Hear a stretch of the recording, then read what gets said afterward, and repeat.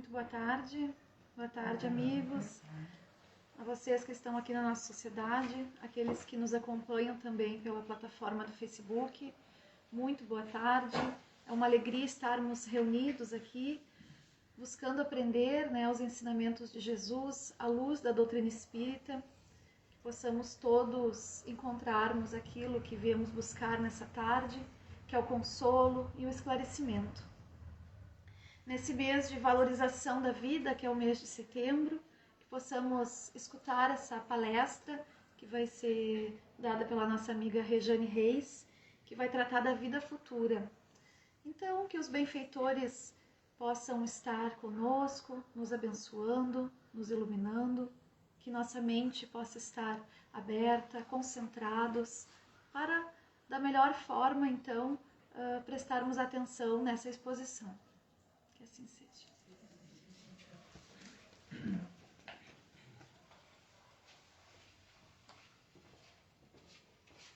Boa tarde a todos, boa tarde aos presentes aqui na nossa sede, boa tarde a todos aqueles que estão na plataforma do Facebook. Como disse a Aline, nós vamos refletir à luz do capítulo 2 do Evangelho segundo o Espiritismo, mas o nosso foco será justamente a questão da valorização à vida, em homenagem a esse marco que é o Setembro Amarelo. Nós sabemos que para Deus não tem calendário na questão do cuidado para com os seus filhos, mas o homem normalmente precisa estabelecer datas, números, precisa materializar as coisas. Então, setembro, várias instituições estão voltadas a refletir mais, a falar mais, a abordar mais o tema do suicídio. Então, nós vamos trabalhar mais a questão da valorização da vida ao longo do mês de setembro, aqui na Sociedade Espírita, através de todas as exposições. Então, hoje nós temos essa tarefa de falarmos a respeito da vida futura. E reencarnação não é mistério e nem novidade. O assunto reencarnação, ele é tratado ao longo de todos os tempos. Em todas as épocas, sempre se falou a respeito da imortalidade da alma. Pitágoras, por exemplo, filósofo grego, matemático, astrônomo, Pitágoras falava a respeito de metempsicose, que significa dizer que um ser pode migrar por vários corpos de vários reinos. Então ele afirmava a imortalidade da alma, mas dizendo que a alma poderia migrar do homem para o vegetal, dali para o animal, dali de volta para o homem. Essa teoria ou essa doutrina, ele retirou lá dos tempos dos filósofos indianos e egípcios. Então não foi uma coisa que ele elaborou, que ele criou. É uma coisa que já havia antes dele. Então vejam como o tempo, há tempos que se crê, e muito antes disso inclusive, E só que entre essa metempsicose dos antigos e entre a reencarnação que nós cremos nos dias de hoje, existe uma grande diferença, existe uma grande distância, porque a doutrina espírita, a espiritualidade vem nos ensinar que um espírito nunca pode regredir, que um espírito só evolui, só progride. Ele nunca poderia, portanto, voltar ao reino animal, voltar ao reino vegetal. Ele só pode, a partir daqui, seguir evolutivamente no seu curso, E os judeus a tempo de Cristo, eles tinham uma ideia um pouco imprecisa a respeito da vida futura. Eles acreditavam nos anjos, mas eles acreditavam e consideravam que os anjos eram seres privilegiados por Deus e que eles já se faziam anjos, que eles já foram criados perfeitos. Então eles tinham esse entendimento. À época de Jesus, Jesus chegou e trouxe novidades a esse respeito. Jesus chega e fala a respeito da justiça de Deus. Jesus traz a questão da vida de uma forma diferente. Ele traz a vida como sendo algo eterno. E ele traz também a justiça de Deus como um curso que se segue contínuo e perfeito. E ele traz também um mundo que é habitado além do nosso. E ele diz que este é o seu mundo, é o seu verdadeiro mundo. E isso está registrado no nosso Evangelho, no próprio capítulo 2, no seu início, onde tem um diálogo de Jesus com Pilatos, e que Pilatos, chega e pergunta a Jesus se ele é rei dos judeus. E Jesus responde: meu reino não é deste mundo. Se o meu reino fosse deste mundo, a minha gente houvera combatido para impedir que eu caísse nas mãos dos judeus.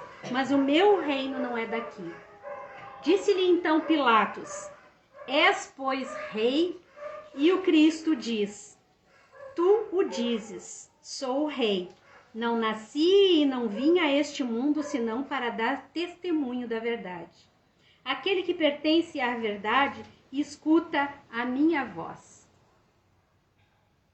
Então, Jesus está nos mostrando, através desse seu diálogo com Pilatos, que o seu reino não é o reino carnal, não é o reino da terra, não é o reino daqui, do mundo material.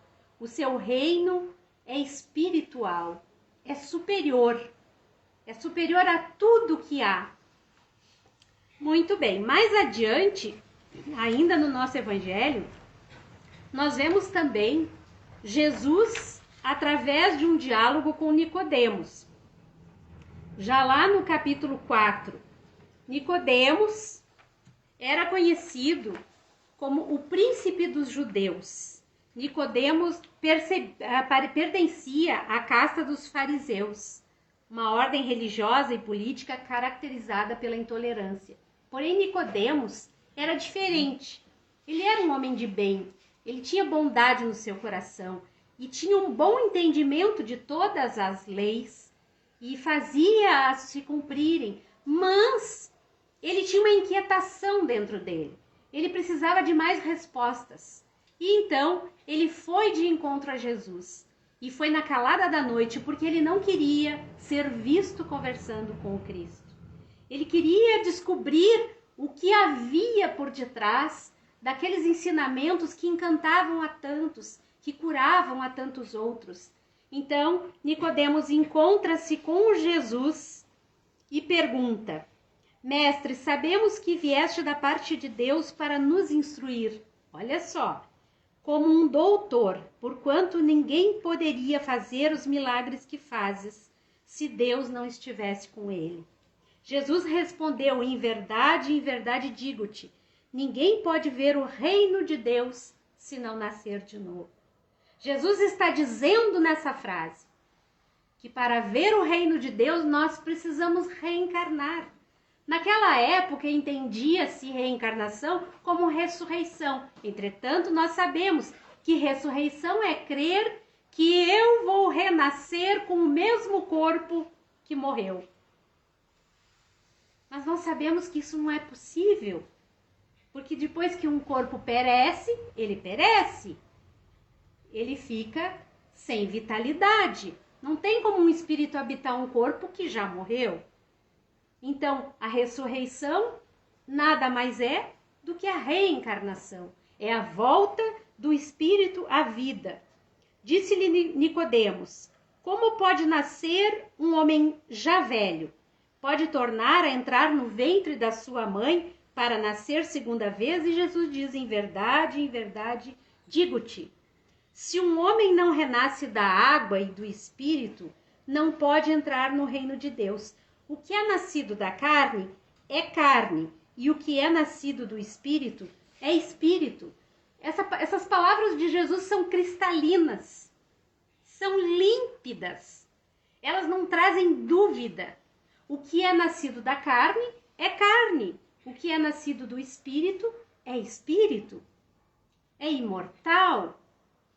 Ele não morre com a carne. A carne morre. O espírito não morre. Vamos agora ao Livro dos Espíritos, que lá na questão 171, o Kardec pergunta em que se funda o dogma da reencarnação. E aí os espíritos dizem que na justiça de Deus.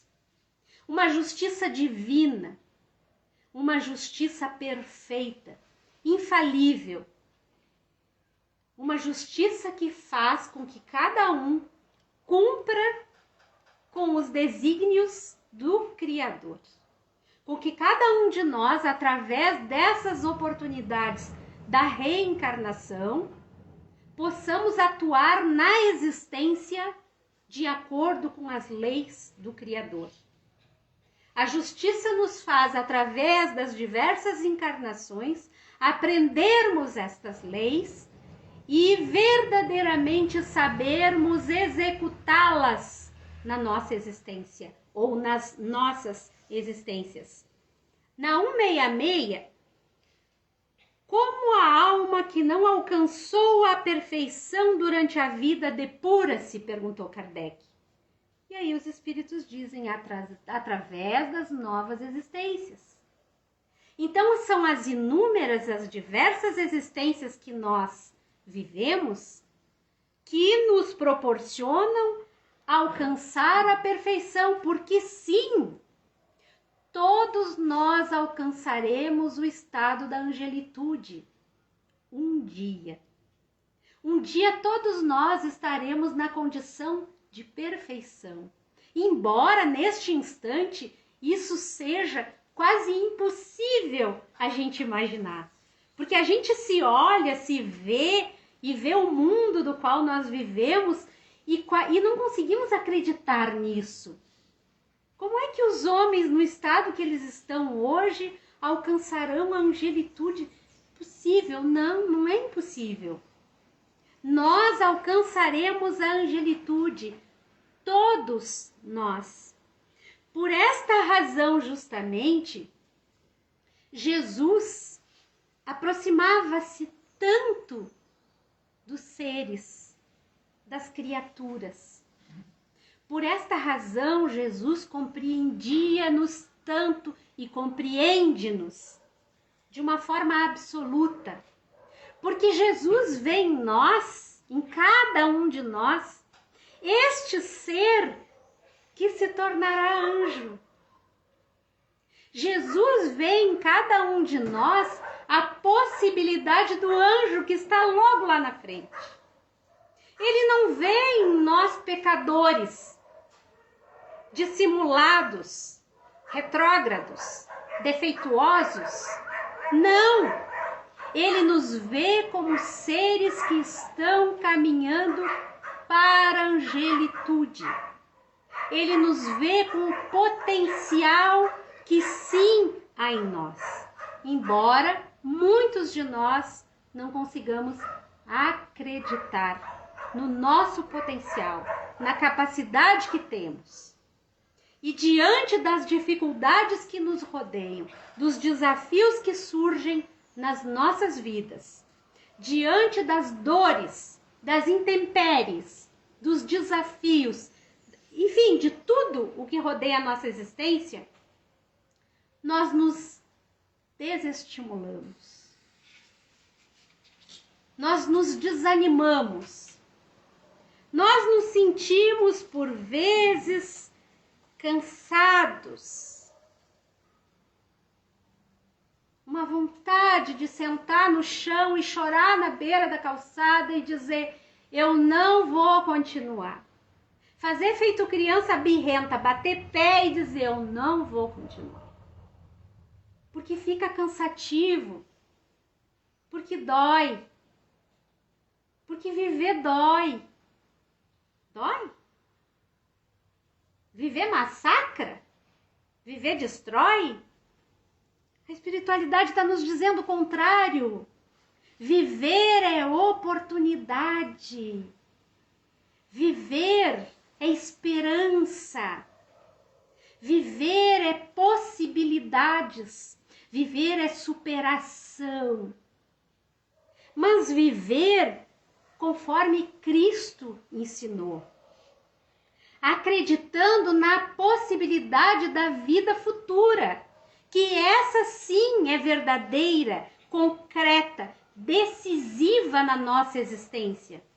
Se nós vislumbrarmos a nossa vida desta forma, eu consigo só ver o que hoje vivo, do que hoje faço parte, do que chega à minha existência. Sim, será cansativo, pesado, difícil, mas se eu olhar a minha existência pelo ângulo da vida futura, eu perceberei que estou apenas caminhando rumo à justiça divina que se fará com toda a sua amplitude, com toda a sua perfeição, e que conforme Jesus prometeu-nos, haverão recompensas, desde que tenhamos a capacidade de resignação, de compreensão. Nas duas últimas exposições doutrinárias que houveram aqui na casa, a de sábado e a de terça-feira à noite, foi muito bem falado, explanado e repetido a questão da resignação. Se nós formos no livro O Céu e o Inferno, no capítulo que fala, na segunda parte, o segundo capítulo que fala dos espíritos felizes, os relatos de todos os espíritos são de que, depois de terem passado desta existência para a vida espiritual, eles lá viveram um verdadeiro labor, a felicidade plena de estar em companhia de afetos, de amores, de estarem se deleitando na companhia de espíritos bons, mas cada um deles relata a sua capacidade de resignação diante das provações, diante das dificuldades, diante dos desafios. Eles todos relatam períodos de dor, de sofrimento, de doença, de miséria. Leiam O Céu e o Inferno, Espíritos Felizes. O relato de cada um desses espíritos é uma lição de vida para nós. E eles mostram ali nos seus relatos que quanto mais compreendermos as dificuldades que estão chegando ao nosso entorno como oportunidade de redenção, melhor será a nossa vida futura.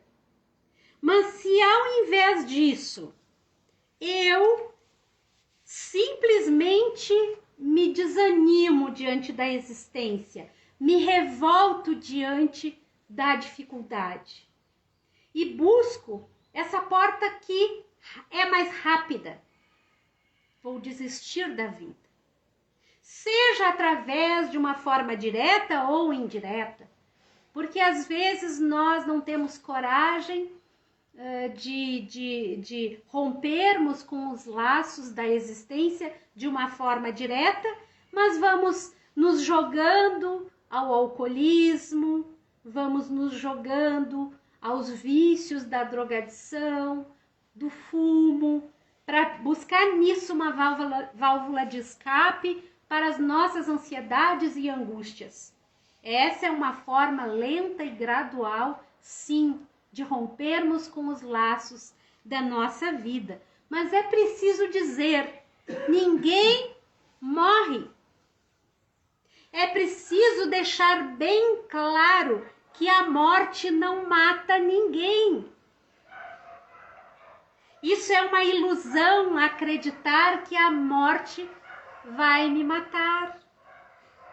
Ilusão maior achar que a morte matará meu sofrimento. O sofrimento é para ser compreendido e superado. ele traz todo um ensinamento, ele traz toda uma lição. Mas nós precisamos ter olhos de ver. Nós precisamos aprender a olhar para os lados e vislumbrarmos o mundo à nossa volta e percebermos quantas dores existem no nosso entorno, das quais nós poderemos atuar, trabalhar para minimizá-las, auxiliando, ajudando o nosso semelhante. A nossa própria dor será minimizada pela nossa atitude no bem. A nossa própria dor será minimizada a partir do momento que nós compreendermos o recado que ela está dando. Porque a dor é o grito da alma.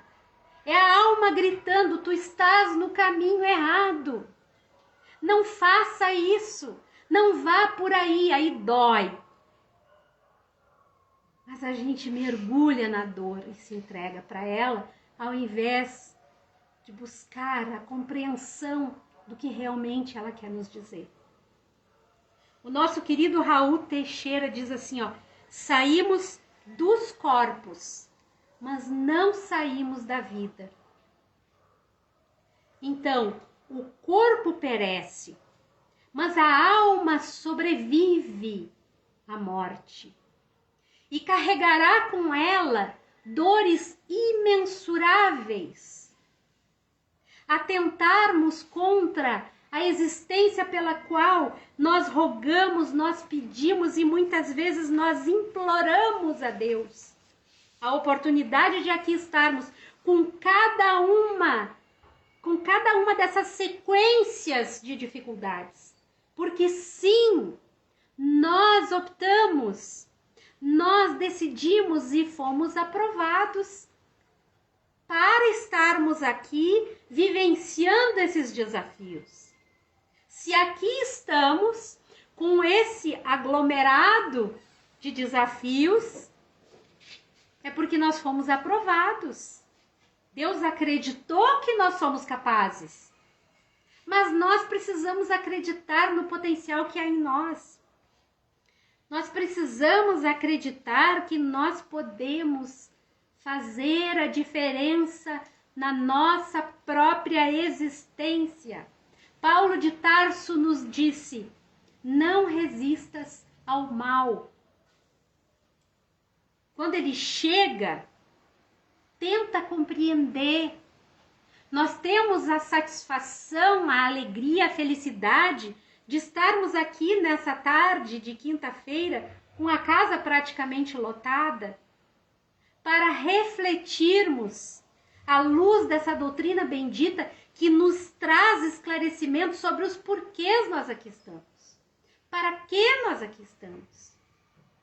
Para que dessa dor? Para que desse desafio? O porquê de tudo isso? A doutrina espírita nos traz a condição da compreensão de todas essas coisas. Mas nós precisamos fazer como o sábio lá da antiguidade disse: conhece-te a ti mesmo. Nós temos que ter coragem para enfrentarmos essa busca por percebermos quem verdadeiramente somos. O que nós estamos fazendo da nossa existência, meus irmãos. O que nós estamos fazendo dessa oportunidade maravilhosa que Deus nos deu. Ela é única, não haverá outra igual. O tempo urge e nós precisamos andar para frente. Platão disse: nossa alma existia em algum lugar antes de estar nesta forma de homens. Eis porque não duvido que ela seja imortal. Einstein disse: se quiser ter uma vida plena, prenda a um objetivo, não as pessoas, nem as coisas. E o objetivo maior, qual deve ser? O meu objetivo de vida aqui, nesse primeiro momento, precisa ser eu. Trabalhar por mim, aprender o amor verdadeiro, o amor que Cristo ensinou, ele começa aqui. Eu não conseguirei amar a ninguém na face dessa terra se eu ainda não consigo amar a mim mesmo. Desenvolver o auto-perdão, desenvolver o amor, o autoconhecimento, descortinar, tirar o véu, criar coragem e enfrentar. Quem sou eu? O que eu espero de mim? E luta. E caminha para frente.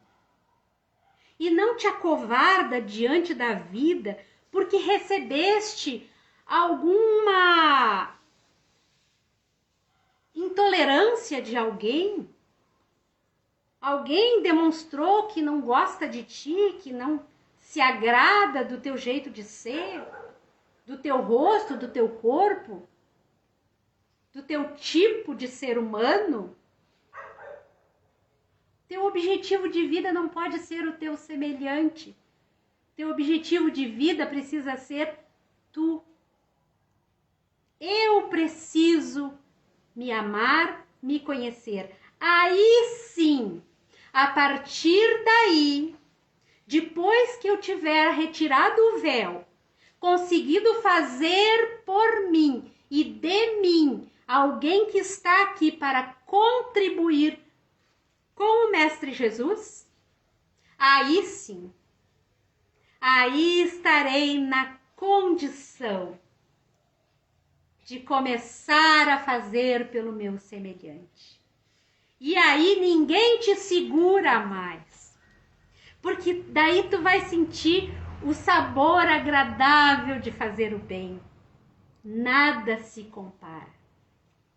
Não há sentimento maior e melhor na face da terra do que fazer o bem. Não há. A gente não faz o bem esperando o retorno, mas fazer o bem é o retorno. A alegria que a gente sente em estar de bem conosco, quando eu estou de bem comigo mesmo, quando eu estou em paz com minha vida. E aí os irmãos podem dizer, mas e como encontrar esse caminho? Eu não tenho coragem, eu não tenho força, eu não consigo nem rezar.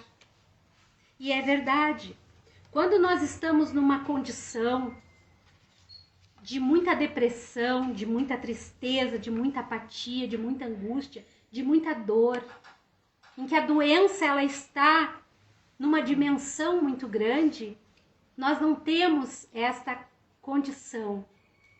Mas existem muitas possibilidades de ajuda.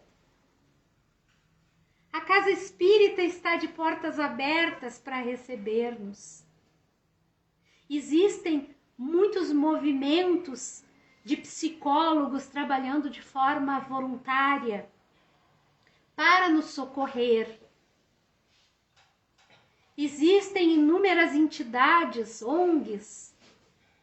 Hoje em dia não dá mais para nós dizermos que estamos sós, porque nós só estaremos sós verdadeiramente se desejarmos, porque existem muitas possibilidades para buscarmos o socorro, para sairmos deste estado de apatia, de desilusão, de tristeza. Que nós possamos buscar, procurar, nos enchermos de esperança, renovarmos-nos intimamente e acreditarmos verdadeiramente que é possível. É possível e lhes digo sem medo de errar. É possível. É possível nós sairmos do estado de dor e de sofrimento para momentos de graça, de lucidez, de alegria, de vida plena. Que nós possamos, meus amados irmãos,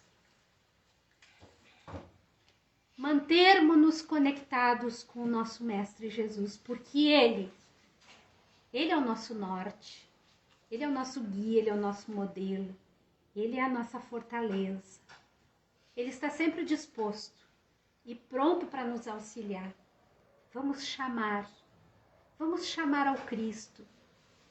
Ele nos inspirará, Ele nos direcionará, Ele nos mostrará caminhos e chegará até nós, com certeza, uma palavra amiga, um ombro amigo, um livro, uma mensagem, um telefonema. Alguém chegará para estender as mãos em nome do Cristo na nossa vida. Mas precisamos fazer o primeiro movimento e buscarmos. Muito obrigada pela paciência de todos. Que Deus nos ampare a todos. Aline, palavra.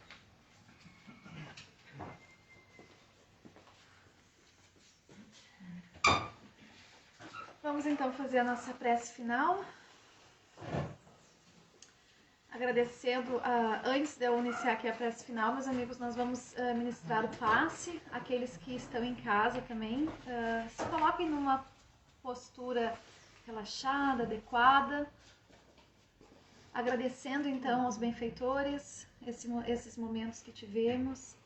Agradecemos a exposição que nos renovou o ânimo, a coragem, a esperança.